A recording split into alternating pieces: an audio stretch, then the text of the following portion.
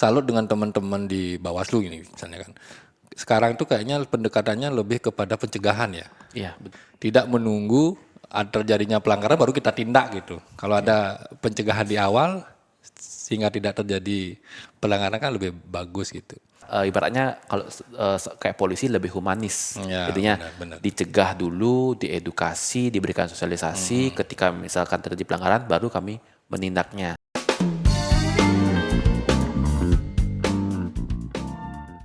Halo sahabat Bawaslu dimanapun kalian berada, selamat pagi dan selamat hari Selasa. Oke, jadi ketemu lagi dengan saya Ari Nugraha selaku hot podcast pada pagi hari ini dan pada kesempatan yang baik ini dan di cuaca yang sangat cerah, kita telah kedatangan tamu yang super spesial. Nah, kita telah kedatangan tamu yang berasal dari birokrat Pemda Badung.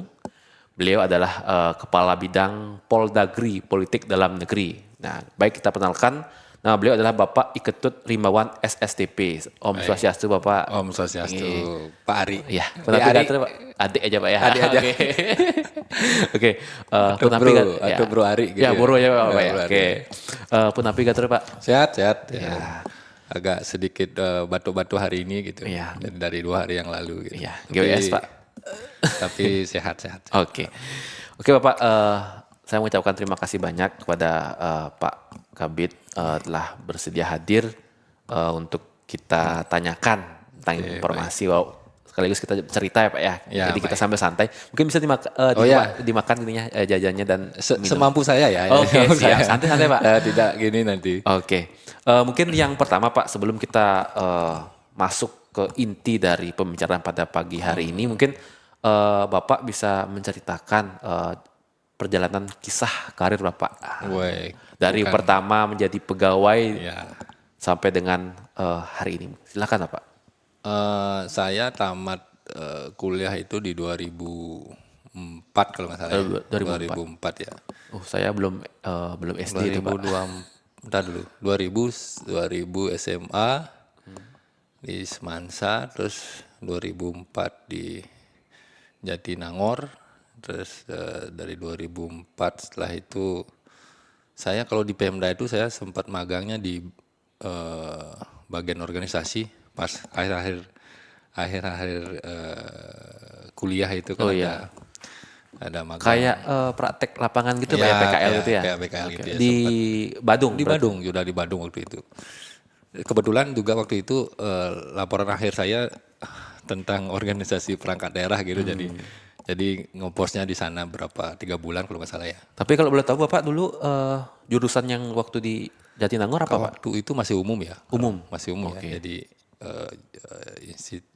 Sekolah Tinggi Pemerintahan Dalam Negeri. STPDN namanya dulu. Jadi masih umum. Saya itu setelah itu 2004 saya tamat, saya ngepostnya tugasnya di BKD. Badan Kepegawaian Daerah. Ya, Badan Kepegawaian Daerah ada beberapa tahun. Setelah itu saya pindah ke Humas. Oh, sekarang Prokompim ya namanya. Jadi protokol dulu Humas dan protokol namanya kan. Ya, waktu dulu masih zamannya kita waktu itu masih saya ingat bikin berita tuh. Belajar bikin berita pakai mesin ketik gitu ya. Udah komputer udah emang komputer. Terus itu zaman tercanggihnya zaman itu adalah ngirim email. Kalau kita biasanya dulu ngirim kertas berita ke media gitu ya. Sekarang waktu itu masih sudah yang tercanggihnya waktu itu yang ngirim email gitu. Itu berapa hari dapat feedback atau balasan Pak? Kalau sekarang kan kalau ngirim WA email kan ke gini, ke apa namanya?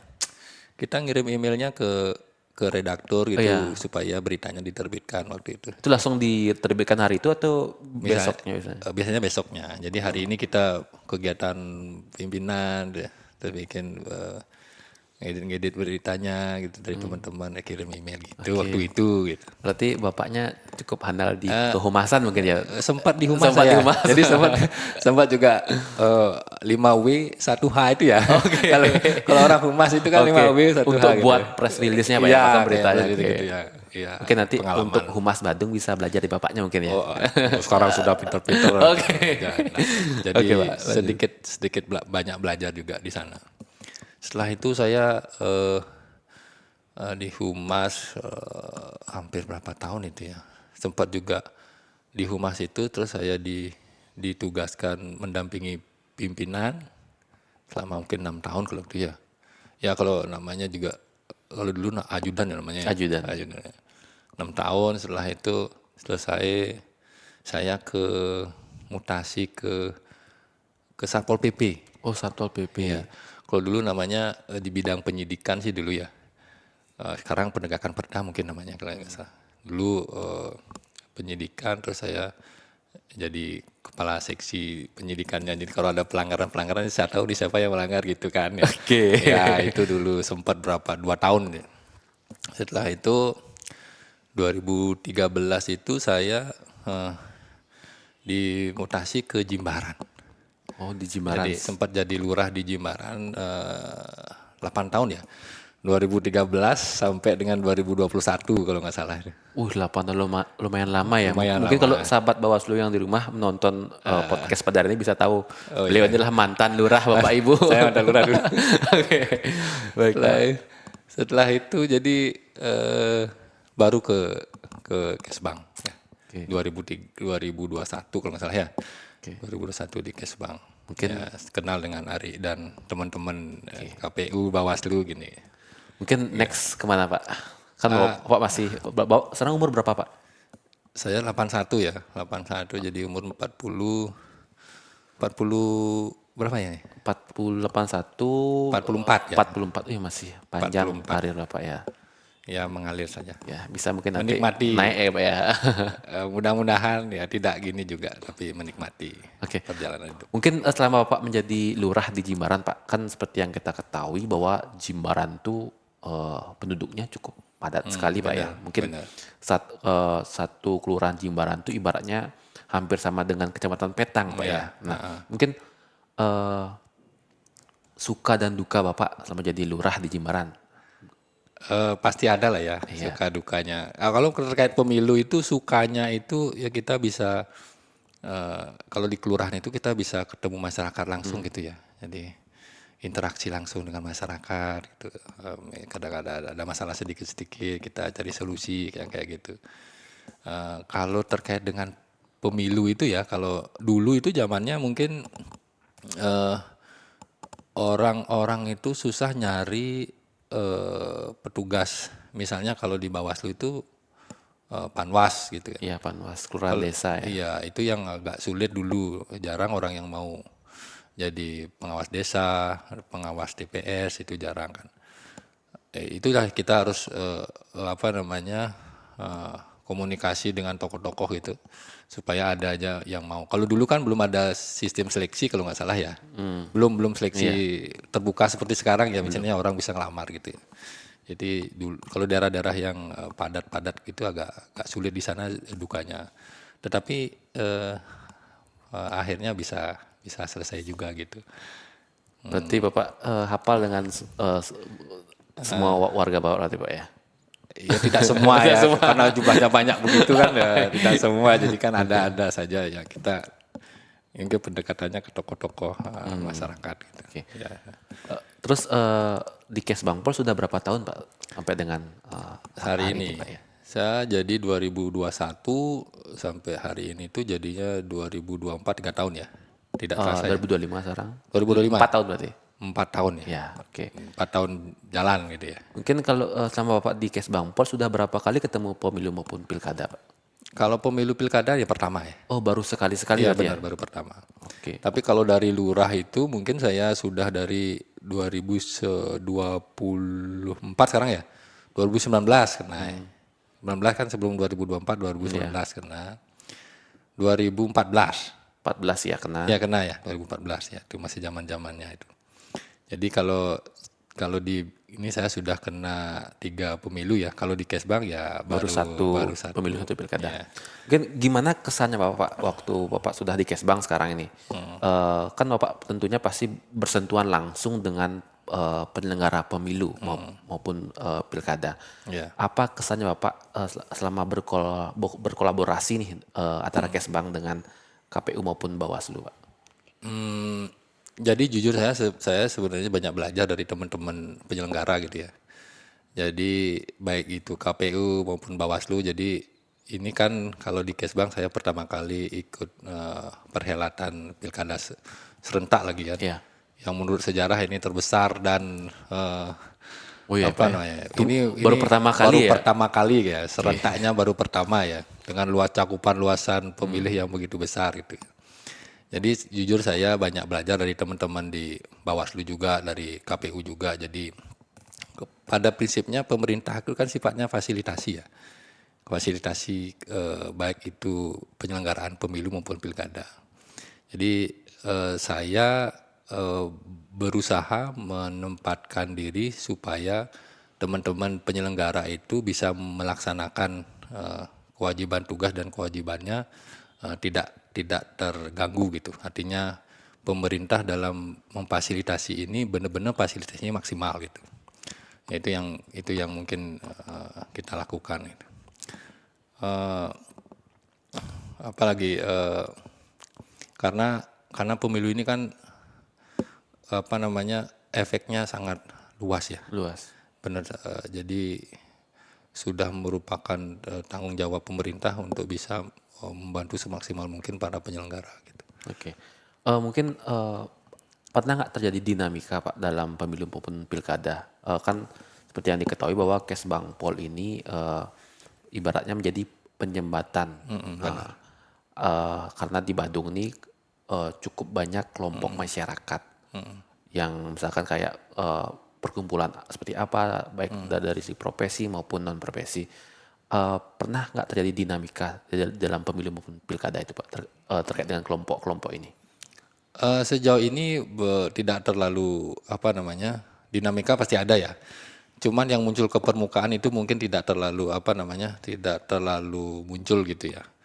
Jadi dalam penyelenggaraan pemilu ini kalau kita bicara misalnya pelanggaran gitu misalnya pelanggaran saya sebenarnya salut dengan teman-teman di Bawaslu ini misalnya kan. Sekarang itu kayaknya pendekatannya lebih kepada pencegahan ya. Iya, betul, Benar ya? pencegahan. Pencegahan ya. Jadi ada juga apa namanya pengawasan Partisipatif, ya betul. partisipatif ya benar jadi artinya masyarakat dilibatkan untuk tidak melakukan pelanggaran misalnya melaporkan adanya pelanggaran sehingga bisa ditangani dengan cepat kan gitu ya. Ya, itu kan bagus sebenarnya. Jadi mungkin sekarang pelanggarannya tidak sebanyak dulu gitu karena ada program ini gitu misalnya. Itu kan artinya dinamika di lapangan itu pasti ada.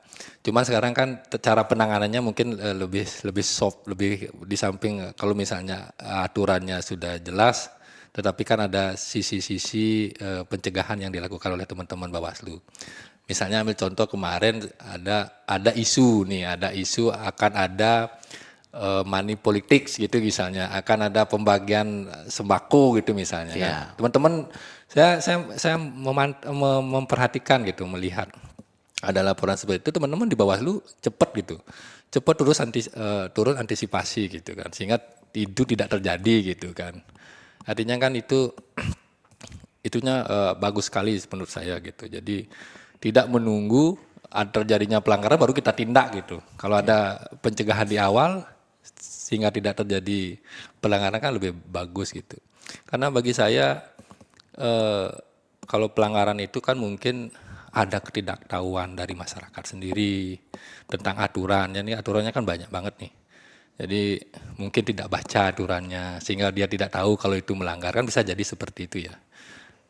Jadi fungsi-fungsi penyelenggara misalnya teman-teman di KPU Bawaslu untuk selalu sosialisasi, pencegahan, pendidikan itu kan menjadi sangat penting menurut saya. Oke, mungkin adanya perbedaan paradigma sih Pak. Kalau dulu mungkin belum mengutamakan adanya sisi pencegahan. Jadinya Iya, benar. preventif lah pencegahan sebelum terjadi. Kalau Iya. dulu kan ketika melanggar ya langsung Langsung tindak. ditindak Kalau gitu. sekarang ibaratnya kalau kayak polisi lebih humanis. Ya, Jadinya benar. dicegah dulu, diedukasi, diberikan sosialisasi. Ketika misalkan terjadi pelanggaran, baru kami menindaknya. Mungkin masyarakat ini masih kurang adanya edukasi terkait dengan pemilu maupun pilkada. Mungkin banyak juga yang acuh tak acuh karena Ibarat politik itu politik montuan gen. Politik itu kotor gitu. Padahal kan tidak politik gitu ya. itu penting walaupun kita tuh tidak berpolitik praktis tapi setidaknya kita mengetahui contohnya memilih. Nah, kita tuh harus diberikan edukasi lah sebagai masyarakat bahwa langkah kecilnya dia dengan mencoblos itu dapat menentukan masa depannya. Mungkin kalau dari Kesbang Pol Badung, Pak, Ya. selama masa pemilu maupun pilkada kemarin, apakah ada program sosialisasi, Pak? Mengingat kan kita di Bawaslu itu banyak ada program sosialisasi waktu pilkada, terutama dari Kesbang Pol Badung. Kita sangat berterima kasih karena telah disupport dari segi membantu memfasilitasi anggaran hibah kemarin sampai dengan mengakomodir peserta sosialisasi kami. Itu Kesbangpol Badung sangat berperan penting sekali. Dan khususnya untuk pemerintah Badung juga. Mungkin dari Kesbangpol Badung ada nggak Pak program sosialisasi khusus dari Kesbangpol sendiri untuk tahapan pemilu maupun pilkada, Pak? Silakan. Kalau sosialisasi ada ya. Jadi kita juga terutama di bidang saya itu ada program pendidikan politik ya. Jadi kegiatannya isinya sosialisasi tentang khusus kemarin masalah pemilu kita memang lebih concern kepada kalau nggak salah kemarin pemuda, ada sosialisasi ke pemuda, ke anak-anak sekolah yang sudah memiliki hak pilih. Jadi kita juga ke masyarakat umum gitu. Jadi satu sisi kita juga menggandeng teman-teman di KPU maupun Bawaslu ya untuk sebagai narasumber untuk mengisi acara. Kayaknya dari pimpinan juga pernah diundang, Pak, ya, Ya, ke sekolah benar. maupun Ya. ke lurah waktu lurah Sempidi ya pernah. Ya, Kayak beberapa kelurahan juga Iya. sempat kita lakukan sosialisasi. Jadi kemarin 2024 kan bertepatan dengan penyelenggaraan pemilu dan pilkada itu. Ya, di tahun yang Ya, sama. di tahun yang sama. Jadi kemarin itu narasumber untuk kegiatan pendidikan politik yang kami lakukan itu semuanya menggandeng teman-teman dari KPU maupun dari Bawaslu. Jadi kita berkolaborasi bersama teman-teman penyelenggara untuk bisa mensukseskan pemilu dan pilkada itu gitu melalui kegiatan sosialisasi itu. Itu sih yang ada di kami gitu. Tapi kalau dari bidangnya Bapak kan Poldagri, politik dan negeri, mungkin Ya. apa saja gininya Pak program atau kegiatannya, Pak? Kalau pendidikan politik itu di kami itu ada juga penyaluran bantuan keuangan partai politik ya. Oh, Banpol, Pak, ya. Ya, karena di Banpol itu kan ada juga kalau Banpol itu maksud 60%-nya itu kan untuk kegiatan pendidikan politik masyarakat juga. Selain 40%-nya untuk operasional partai gitu. Jadi dana dari diberikan ke partai itu digunakan untuk partai untuk kegiatan pendidikan politik itu juga gitu. Ya, selain itu juga ada kita monitoring, jadi monitoring pilkada pemilu juga ada di kami. Juga ada kemarin kita bentuk Des Pilkada untuk kegiatan penyelenggaraan pilkada gitu. Jadi secara umum kegiatan pendidikan politik itu tidak hanya Kesbang ya, tidak hanya Kesbang yang melakukan, juga dari partai politik juga melakukan. Juga dilakukan dari teman-teman penyelenggara gitu kan, dari ada juga pendidikan pemilih dari teman-teman kita di KPU gitu kan. Juga di sini kalau nggak salah ada kegiatan pengawasan partisipatif gitu. Jadi kan semua berkolaborasi untuk mensukseskan pemilu dan pilkada kemarin ini gitu. Oke. Mungkin kalau dari menurut Bapak, Pak, apakah sosialisasi yang diberikan ke masyarakat itu penting, terutama berkaitan dengan bagaimana masyarakat mencoblos? Apakah itu penting, Pak? Penting ya.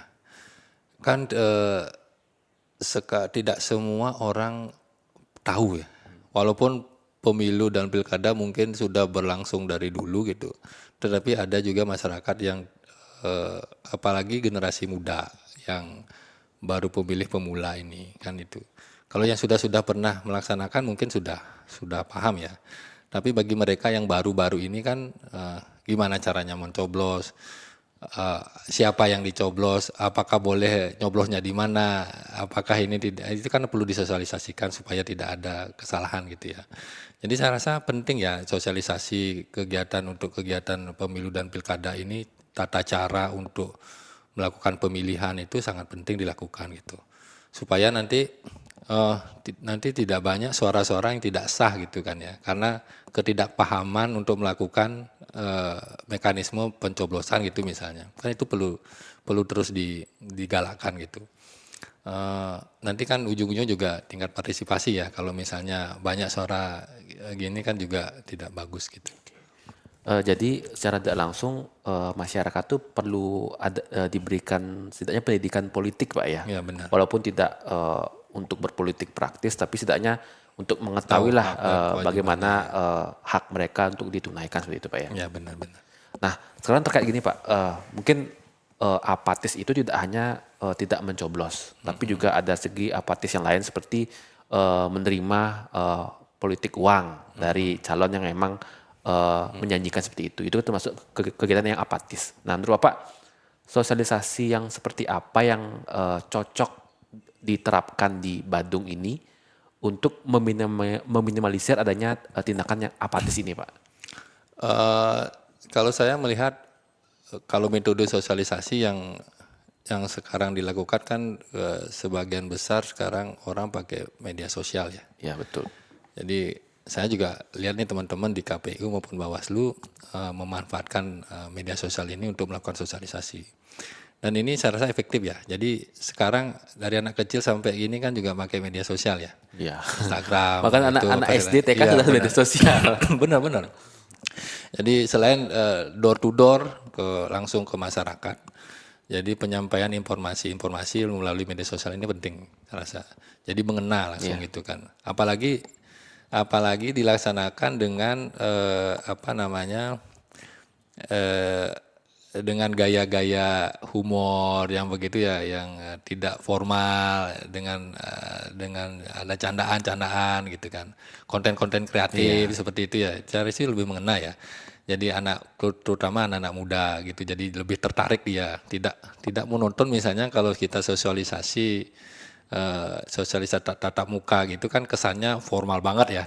Artinya kita datang ke sekolah terus kita sosialisasi terkesan agak formal gitu, jadi masyarakat juga kurang tertarik gitu. Tetapi kalau melalui konten-konten kreatif media sosial yang sekarang berkembang ini saya rasa lebih mengena. Jadi masyarakat ini yang gampang-gampang diingat gitu, yang gampang-gampang diingat saja.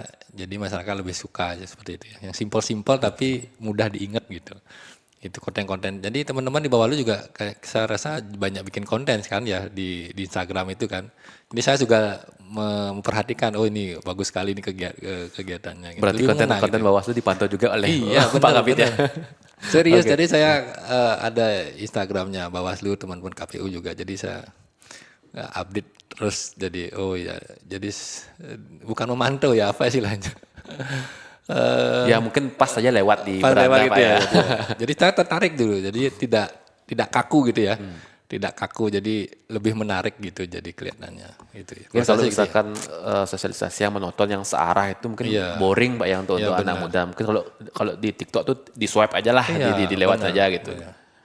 Juga kalau sekarang kan anak-anak senangnya diskusi ya. Ya diskusi. Diskusi benar ya. Jadi kalau misalnya kita sosialisasi dengan metode diskusi itu kayaknya lebih tahu apa sih yang mereka tidak tahu gitu. Apa yang mereka tidak tahu dan apa yang ingin mereka tahu gitu kan. Jadi kan ada hubungan timbal balik, artinya ada informasi dua arah gitu, lebih mengena kalau menurut saya ya. Tapi untuk tahun ini apakah di Kesbangpol sendiri Pak ada nggak program sosialisasi juga Pak terkait dengan seperti yang kita ketahui kan 2029 nanti ada pemilu. Pasti sekarang ini banyak ada potensi pemilih pemula Pak. Apakah di Kesbangpol ada program sosialisasi Pak? Ada. Jadi setiap tahun dianggarkan untuk kegiatan sosialisasi, khususnya untuk pendidikan politik ya.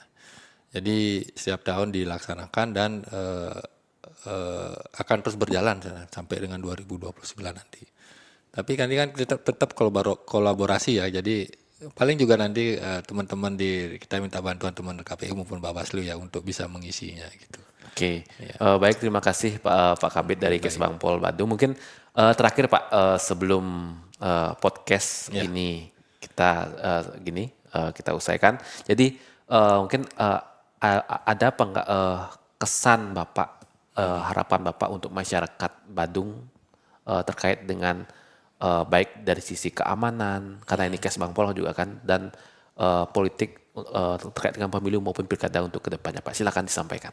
Oh ya, Om Swastiastu sebagai seluruh masyarakat Kabupaten Badung, kami dari Badan Kesatuan Bangsa dan Politik pertama mengucapkan terima kasih ya, yang sebesar-besarnya karena penyelenggaraan pemilu dan pilkada tahun 2024 telah dapat berjalan dengan baik. Jadi ini semua kan atas kontribusi baik itu penyelenggara pemilu maupun seluruh komponen masyarakat, baik itu Forkopimda juga dan seluruh organisasi masyarakat yang ada di Kabupaten Badung yang telah menciptakan pemilu yang bersih dan damai di Kabupaten Badung. Jadi kita tahu kan di Badung itu syukur-syukur nggak ada sengketa gitu ya. Jadi penyelenggaraannya sudah berjalan dengan baik. Di samping itu juga tingkat partisipasi masyarakat juga cukup tinggi. Ini menunjukkan bahwa tingkat kepercayaan masyarakat terhadap penyelenggaraan pemilu dan pilkada juga terhadap teman-teman di penyelenggara juga sangat tinggi. Ya, jadi kami ucapkan terima kasih yang sebesar-besarnya. Semoga nanti di 2029 dalam penyelenggaraan yang sama juga dapat berjalan dengan baik. Mungkin itu saja. Oke, baik, terima kasih Pak Kabid. Tadi kan Bapak Kabid mengucapkan terima kasih. Saya juga mengucapkan terima kasih kembali karena Pak Kabid telah meluangkan waktunya di tengah kesibukan acara pemerintahan. Jadi terima kasih Pak atas kehadirannya dan saya juga mengucapkan terima kasih kembali kepada pemerintah Kota Badung karena telah mensupport kami di Bawaslu baik di pemilu maupun pilkada, dan semoga kita bisa berkolaborasi lagi ke depannya baik non tahapan maupun tahapan. Oke, baik. Terima kasih Pak. Terima kasih, semoga sama-sama. bisa ikut lagi di podcast sama-sama. Bawaslu. Oke. Baik, sahabat Bawaslu di rumah dan dimanapun kalian berada, jangan lupa terus pantengin podcast Bawaslu ke depannya. Terima kasih dan selamat siang. Dadah.